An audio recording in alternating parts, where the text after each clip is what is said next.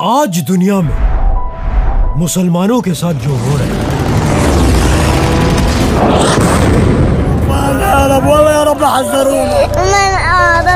ये कोई पहली दफा नहीं है। आज से 1000 साल पहले मुसलमानों की एग्जैक्ट यही सिचुएशन थी।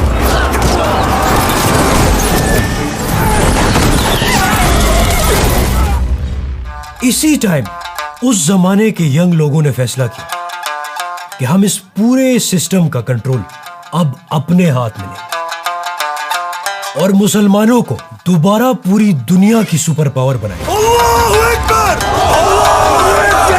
तो अफगानिस्तान के एक छोटे से इलाके से एक यंग लड़का सामने जिसका नाम था शहाबुद्दीन मोहम्मद गौरी। गौरी ने अपने बड़े भाई के साथ मिलकर अफगानिस्तान के एक छोटे से इलाके से एक नई एम्पायर बनाना शुरू किया, जिसने आगे जाकर हिंदुस्तान की तारीख में पहली बार मुसलमानों की हुकूमत बनाई।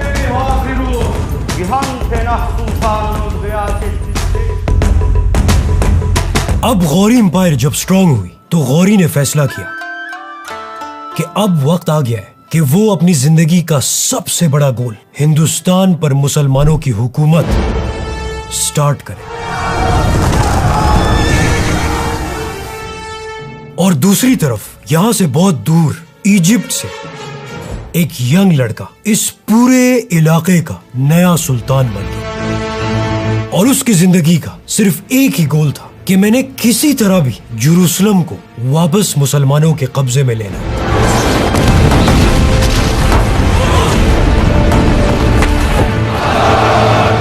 जिसका नाम था सुल्तान Salahuddin Ayubi. Not those men. I am Salahuddin. अब गौरी जब बहुत स्ट्रांग हो गया तो उसने अपनी पूरी फौज को हिंदुस्तान पर हमला करने के लिए रवाना किया। लेकिन हिंदुस्तान पर हमला करने के लिए उसके पास सिर्फ एक ही रास्ता था और वो था एक बहुत बड़ा डेजर्ट, क्योंकि ऊपर के रास्ते पर किसी और की हुकूमत थी।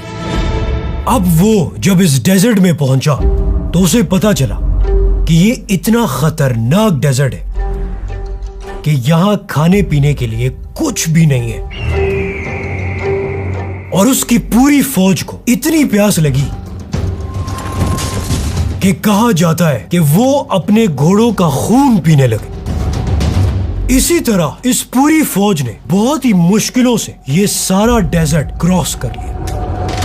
जैसे ही उन्होंने इस डेजर्ट को क्रॉस किया तो उन्होंने देखा कि सामने हिंदुस्तान की एक बहुत ही बड़ी फौज खड़ी। हिंदुस्तान की इस फौज ने गौरी को ऐसा फंसा लिया कि गौरी के पास भागने के लिए कोई रास्ता भी नहीं था और बहुत ही बुरी तरह गौरी की फौज को मारने लगी।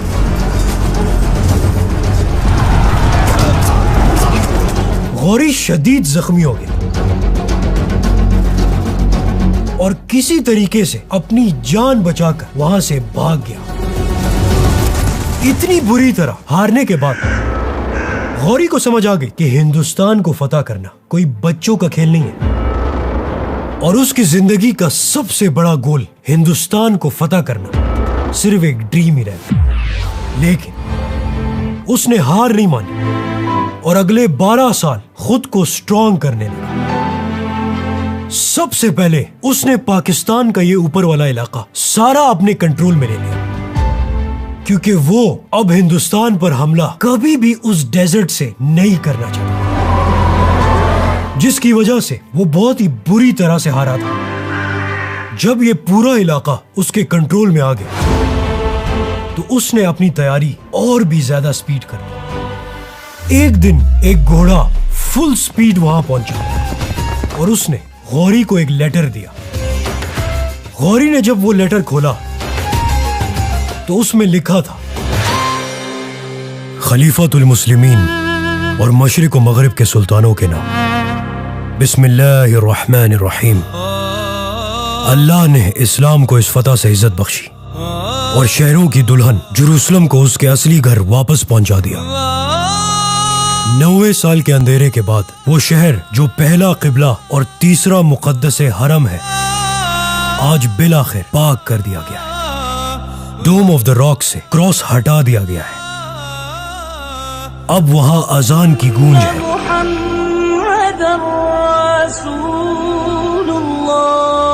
जहां तकरीबन 1 सदी से सिर्फ घंटियों का शोर था, आज वहां कुरान की तिलावत हो रही है। जहां कभी उन बातों का जिक्र था जिसकी खुदा ने इजाजत नहीं दी थी, इस्लाम का नूर अपने घर वापस लौट आया है और जुल्म का अंधेरा खत्म हो गया है। हरम मुकद्दस बहाल हो चुका है, रास्ता साफ है। दुनिया जान ले, अल कुद्स आजाद है। सुल्तान सलाहुद्दीन अयूबी। ये लेटर पढ़कर उसे कितनी खुशी हुई होगी, जिस तरह आज अगर कोई आकर हमें बताए कि फलस्तीन आजाद हो गया। अब गौरी को इतनी मोटिवेशन मिल गई थी कि वो किसी सूरत भी रुकने वाला नहीं था और 12 साल बाद फुल तैयारी के साथ फाइनली अपनी पूरी फौज को लेकर हिंदुस्तान पर हमला करने के लिए रवाना हुआ। जब वो हिंदुस्तान में एंटर हुआ तो बड़ी आसानी से उसने सारे इलाके अपने कंट्रोल में लेना शुरू किया और आगे बढ़ता गया और फाइनली उसने हिंदुस्तान के एक बहुत बड़े किले को फतह कर लिया।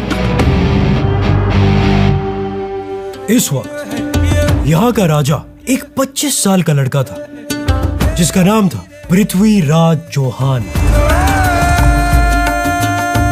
और गौरी को पता था कि ये छोटा सा लड़का मेरा कुछ भी नहीं बिगाड़ सकता। जब पृथ्वीराज चौहान को गौरी के हमले का पता चला तो वो अपनी पूरी फौज को तैयार करके गौरी पर हमले के लिए आ गया और फाइनली ये दोनों फौजें एक दूसरे के सामने आ गई। एक तरफ पृथ्वीराज के 50,000 की फौज और दूसरी तरफ गौरी की 20,000 की फौज। जंग शुरू होते ही गौरी ने अपने सेंटर को हमला करने का ऑर्डर दिया। वो तेजी से आगे गए और तीर मारने लगे, लेकिन पृथ्वीराज की फौज बहुत ज्यादा थी और बहुत ही डिसिप्लिन थी, तो इन तीरों से उनको कोई फर्क नहीं पड़ा। और पृथ्वीराज ने यही मौका देखकर अपनी पूरी फौज को हमला करने का ऑर्डर दिया। ये देखकर गौरी की फ्रंट वाली फौज पीछे भागने लगी।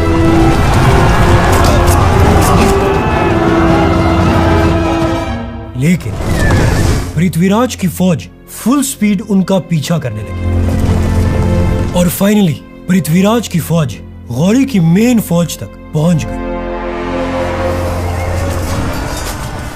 यहां बहुत सख्त जंग शुरू हुई। कुछ टाइम के लिए गौरी की फौज ने पृथ्वीराज की फौज को रोका, लेकिन वो बहुत ही ज्यादा थी तो गौरी की फौज आराम आराम से मरने लगी, जिसकी वजह से वो पीछे हटने लगी। गौरी ने जब ये सब देखा तो वो एकदम हैरान हो गया कि कैसे हो सकता है, हम कैसे हार सकते हैं, कि मेरी 12 साल की मेहनत जाया हो गई। तो बजाय इसके कि वो पीछे भागता, उसने अपने घोड़े को फुल स्पीड दुश्मन की फौज की तरफ रवाना किया और गौरी का एक ही टारगेट था, इस फौज का जनरल जो एक बहुत ही बड़े हाथी पर बैठा हुआ था। गौरी फुल स्पीड अपने घोड़े पर उसकी तरफ जा रहा था। एकदम गौरी ने अपना स्पेयर उस जनरल की तरफ फेंका, लेकिन वो मिस हो गया। अब उस जनरल ने वापस गौरी पर बहुत ही तेजी से अपना स्पेयर मारा और वो सीधा जाकर गौरी को लगा और गौरी एक ही वार में अपने घोड़े से नीचे गिर गया और गौरी जमीन पर पड़ा हुआ था। 12 साल जिस हिंदुस्तान को हासिल करने के लिए उसने मेहनत की थी, अब वो हिंदुस्तान उसे कभी नहीं मिल सकता था। उसकी हार भी एक ऐसे राजा के हाथों हुई थी जो सिर्फ 25 साल का था। अब गौरी की बची कुची फौज वहां से भाग गई और दूर एक सेफ जगह पहुंच के उन्होंने अपने कैंप्स लगाए। अभी तक सबको पता चल गया था कि गौरी अब हम में नहीं रहा।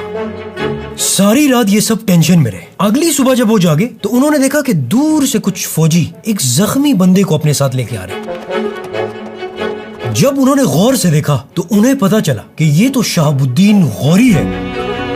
तो उन्होंने गौरी को जल्दी से अपने कैंप पहुंचाया। फिर उन्होंने उन बंदों से पूछा कि सुल्तान बचा कैसे। तो वहां खड़े गुलाम ने बताया कि जब सुल्तान अपने घोड़े से नीचे गिरा था वो बेहोश हो गया था और राजा की फौज उसे नहीं जानती थी कि ये सुल्तान है या एक आम सोल्जर। तो सुल्तान भी उसी तरह वहीं पड़ा था। रात को जब राजा की फौज वापस चली गई तो हम वहां सुल्तान को ढूंढने के लिए गए। इसी टाइम सुल्तान को थोड़ा सा होश आ गया था। जब उसने हमारी आवाज सुनी तो उसने हमें आवाज दी।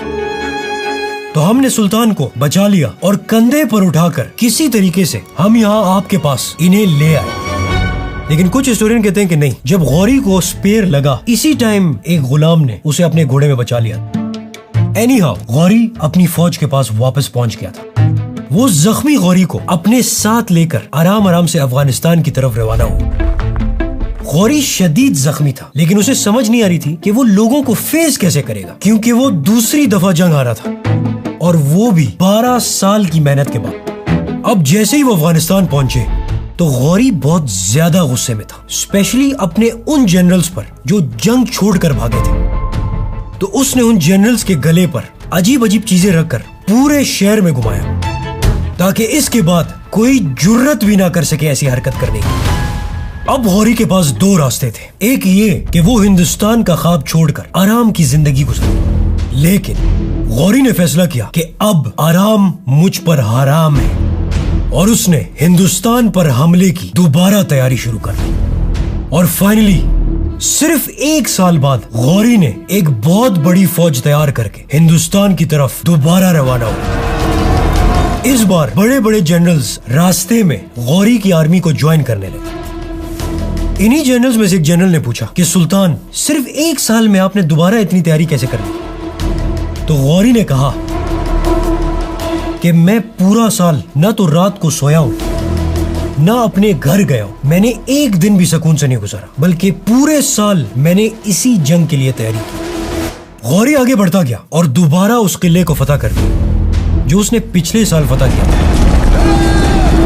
और वहां से गौरी ने पृथ्वीराज चौहान को एक लेटर भेजा कि मुसलमान हो जाओ और मेरी हुकूमत को एक्सेप्ट करो। लेकिन राजा ने साफ साफ इनकार कर दिया और अपने बाकी राजाओं के साथ मिलकर एक बहुत बड़ी फौज तैयार करके हमले के लिए रवाना हो। ये दोनों फौजें एक बार फिर उसी मैदान में एक दूसरे के सामने आ गई। एक तरफ गौरी की 50,000 की फौज और दूसरी तरफ पृथ्वीराज चौहान की 1 लाख की फौज। इसी टाइम राजा ने गौरी को एक मैसेज भेजा, तुम ऐसा करो कि जंग छोड़कर इज्जत से वापस चले जाओ और जितने भी इलाके तुम्हारे कंट्रोल में उसे वापस हमारे हवाले कर दो, क्योंकि तुम्हें हमारी फौज को पता है हमने पिछली दफा तुम्हारा क्या हाल किया था। इस बार उससे बुरा हाल करें। लेकिन अगर फिर भी तुम हमारे साथ जंग करना चाहते हो तो हमारे ये खतरनाक हाथी, हाई स्पीड घोड़े और खून के प्यासे सोल्जर्स तुम्हें तबाह पर बात कर दे। गौरी ने जैसे ये सुना तो उसने जवाब दिया कि असल में मैं खुद भी लड़ना नहीं चाहता, मैं तो यहाँ मजबूर हूँ क्योंकि मुझे मेरे बड़े भाई जो हमारी पूरी एम्पायर का सुल्तान है उसने भेजा है। आप मुझे सिर्फ इतना टाइम दें कि मैं एक बंदा अफगानिस्तान भेज के उससे सिर्फ इजाजत मांगू। राजा ने कहा ठीक है, हम इंतजार करेंगे। राजा की बहुत बड़ी फौज थी और गौरी उसके मुकाबले का था ही नहीं, तो उसने आराम से सारी रात अयाशी की और फिर सो गए। अब जब राजा की फौज सो रही थी तो अचानक कैंप के बाहर बहुत ज्यादा शोर स्टार्ट हो गया। जैसे ही उन्होंने बाहर आके देखा तो गौरी की सारी फौज बिल्कुल उनके सामने खड़ी और गौरी की फौज ने डायरेक्ट हमला कर दिया। यह देखकर राजा की फौज इधर उधर भागने लगी और उनका पूरा डिसिप्लिन टूट गया। राजा यह देखकर हैरान हो गया कि ये कैसे हो सकता है। सारी रात तो गौरी अपने कैंप में बैठा हुआ था और अब अचानक ये यहां कैसे। असल में ये गौरी का प्लान था। उसने रात के टाइम अपने कैंप में कुछ सोल्जर्स को आग जलाए रखने का हुक्म दिया ताकि राजा की आर्मी को लगे कि गौरी वहीं पर है, लेकिन वो अपनी सारी फौज को लेकर दूसरी साइड निकल गया और सूरज निकलने से पहले वो अपनी सारी फौज लेकर पृथ्वीराज चौहान के कैंप के बिल्कुल करीब खड़ा था। सुबह सुबह जब पृथ्वीराज सो रहा था तो गौरी के एक फौज के ग्रुप ने उसके कैंप पर हमला कर दिया, जिससे राजा की फौज का डिसिप्लिन बिल्कुल टूट गया और बहुत से हाथी भी मारे गए। गौरी ने अपनी फौज को 4 ग्रुप्स में डिवाइड कर लिया और खुद इस फौज के पीछे खड़ा हुआ। उसने अपनी एक साइड की फौज को हुक्म दिया कि जाकर हमला करो। गौरी की ये फौज फुल स्पीड आगे गई और जाकर राजा की फौज पर तीर मार रही थी।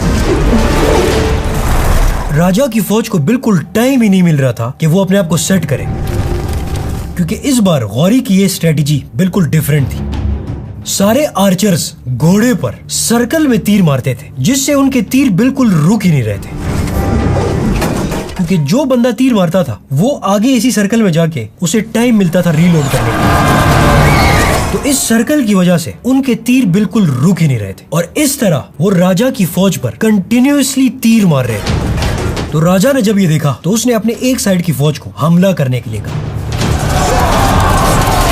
जब वो हमले के लिए आगे बढ़े तो गौरी की फौज पीछे भागने लगी और अपनी मेन फौज के पास आ गई। फिर गौरी ने अपनी दूसरी साइड की फौज को कहा कि जाओ और हमला करो। वो भी इसी स्ट्रेटेजी के साथ राजा की फौज पर तीर मारने लगी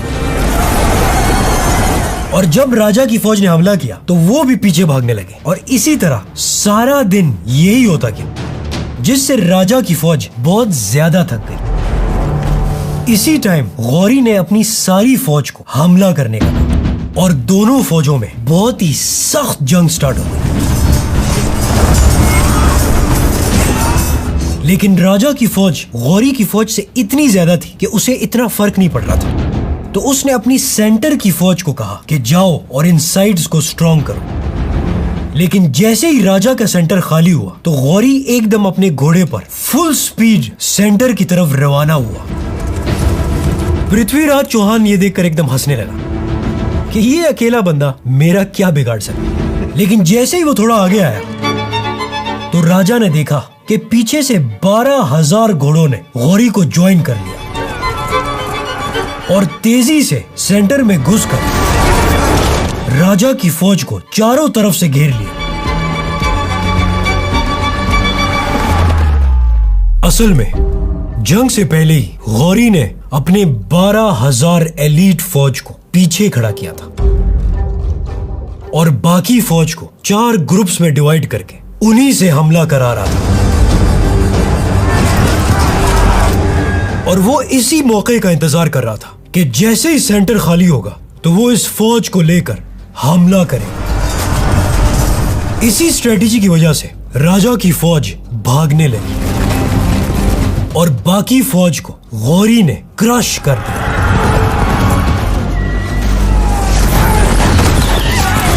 और फाइनली मुसलमान ये जंग जीत। गौरी ये देखकर कितना खुश हुआ होगा, क्योंकि इस दिन के लिए उसने अपनी सारी जिंदगी मेहनत की थी और इतनी बार हारा था कि दोबारा उठने का कोई चांस ही नहीं था। लेकिन फिर भी उसने हार नहीं मानी और अब फाइनली गौरी की जिंदगी का सबसे बड़ा गोल हिंदुस्तान पर मुसलमानों की हुकूमत पूरा हो गया था। गौरी ने पृथ्वीराज को माफ कर दिया और अजमेर का गवर्नर बना दिया, क्योंकि इन दोनों के नाम पे कॉइन्स भी लॉन्च की गई, जो कि आज तक हिंदुस्तान के एक बहुत बड़े म्यूजियम में मौजूद है।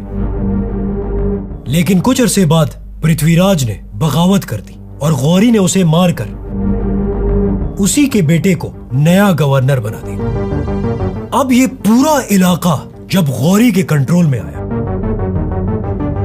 गौरी ने अपने एक गुलाम जनरल को अपनी फौज का कमांडर बनाया और हुक्म दिया कि आगे बढ़ते जाओ और बाकी सारा इलाका फतह करो। इस जनरल का नाम था कुतुबुद्दीन ऐबक। वो जनरल बड़ी तेजी से आगे बढ़ता गया और कुछ ही अरसे में उसने बंगाल तक का पूरा इलाका गौरी सल्तनत में शामिल कर लिया। अब गौरी अफगानिस्तान से बंगाल तक इस पूरी एम्पायर को कंट्रोल कर रहा था और दूसरी तरफ सुल्तान सलाउद्दीन अयूबी ने भी क्रिश्चियंस को हराकर जेरूसलम से भगा दिया था और जेरूसलम को बिल्कुल आजाद कर दिया था। किसी की जुर्रत नहीं थी कि वो मुसलमानों का कुछ बिगाड़ सके, जिससे मुसलमान एक बार फिर दुनिया की सुपर पावर बन गए और अगले 700 साल तक हिंदुस्तान और जेरूसलम पर मुसलमानों का ही राज था। सुल्तान मोहम्मद गौरी की इतनी बड़ी एम्पायर को मामूली से गुलाम गवर्नर्स ही लीड कर रहे थे, क्योंकि गौरी ने इनको बेटों की तरह पाला था। एक दफा गौरी से किसी ने पूछा कि सुल्तान, आपके बाद इतनी बड़ी एम्पायर को कौन संभालेगा? आपके तो कोई बेटे ही नहीं। गौरी ने जवाब दिया कि दूसरे बादशाहों के 1 या 2 बेटे होंगे, मेरे हजारों बेटे हैं। मेरे ये टर्किश गुलाम जिनको मैंने बेटों की तरह पाला, यही मेरी सल्तनत के वारिस होंगे और मेरे बाद इन सारे इलाकों में मेरा मिशन जिंदा रखेंगे। और ऐसा ही हो। एक दफा सुल्तान मोहम्मद गौरी अपने कैंप में मगरिब की नमाज पढ़ रहा था। अचानक कुछ लोग कैंप के पीछे गार्ड्स को मारकर कैंप में इंटर हो गए। इस टाइम सुल्तान सजदे में था। एक बंदा आगे बढ़ा और उसने सुल्तान की गर्दन पर खंजर मारा। सुल्तान एकदम जख्मी हो गया। ये देखते ही बाकी बंदों ने इतनी दफा सुल्तान को खंजर मारा कि सुल्तान का जिस्म खून से भर गया और इसी वजह से सुल्तान मोहम्मद गौरी हिंदुस्तान का पहला मुसलमान सुल्तान शहीद हो गया।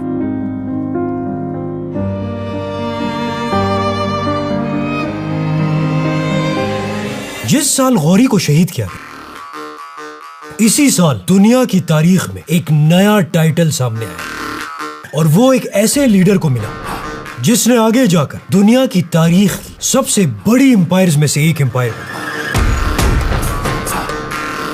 और ये टाइटल था चंगेज खान।